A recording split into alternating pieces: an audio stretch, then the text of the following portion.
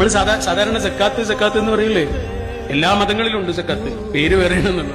ക്രിസ്ത്യാനിറ്റിയില് ദശാംശം എന്നാണ് പറയാ, ഹൈന്ദവ ധർമ്മത്തിൽ ദാനം ധർമ്മം എന്നൊക്കെ തന്നെയാണ് പറയാ. ഇസ്ലാമിലെ സക്കാത്ത് എന്ന് പറയുന്നുള്ളതാണ്. പൈസക്ക് മാത്രമേ ഉള്ളൂ സക്കാത്ത്. സക്കാത്ത് എന്നൊരു വാക്ക് പറഞ്ഞിട്ടില്ല എന്നേ ഉള്ളൂ. എല്ലാത്തിനും സക്കാത്തുണ്ട്. നമ്മുടെ സമയത്തിന് സക്കാത്തുണ്ട്. നമുക്ക് എന്തെല്ലാം കാര്യങ്ങളുണ്ട്, എന്തെല്ലാം ആവശ്യങ്ങളുണ്ട്. ഇപ്പൊ നമ്മൾ ഈ ചെലവഴിക്കണത് എന്താണെന്നറിയോ? നമ്മുടെ സമയത്തിന്റെ സക്കാത്താണ്. നമ്മളെ ഇങ്ങോട്ട് വന്ന് കാണാൻ കഴിയാത്തൊരു മനുഷ്യനെ നമ്മൾ അങ്ങോട്ട് ചെന്ന് കാണുന്നുണ്ട് എങ്കിൽ അതെന്താണെന്നറിയോ?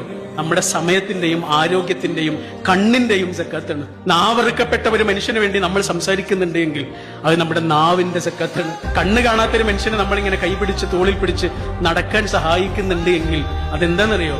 നമ്മുടെ ആരോഗ്യത്തിന്റെ സക്കാത്താണ്. എന്റെ ഈ കൈ എനിക്കിങ്ങനെ ചലിപ്പിക്കാൻ കഴിയുന്നുണ്ട് എങ്കിൽ ഇത് ചെയ്യാൻ കഴിയാത്ത പരകോടി മനുഷ്യന്മാരുണ്ട്. ആ മനുഷ്യരിൽ ഏതെങ്കിലും ഒരു മനുഷ്യന് എന്റെ ഈ കൈ ഉപയോഗപ്പെടുന്നുണ്ട് എങ്കിൽ അതാണ് എന്റെ കൈയിന്റെ സക്കാത്ത്.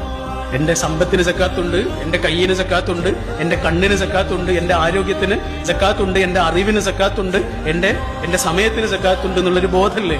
ആ ബോധമാണ് ഒരാളെ മീനിങ് ഫുൾ എക്സിസ്റ്റൻസിലേക്ക് കൊണ്ടുപോകുന്നത്.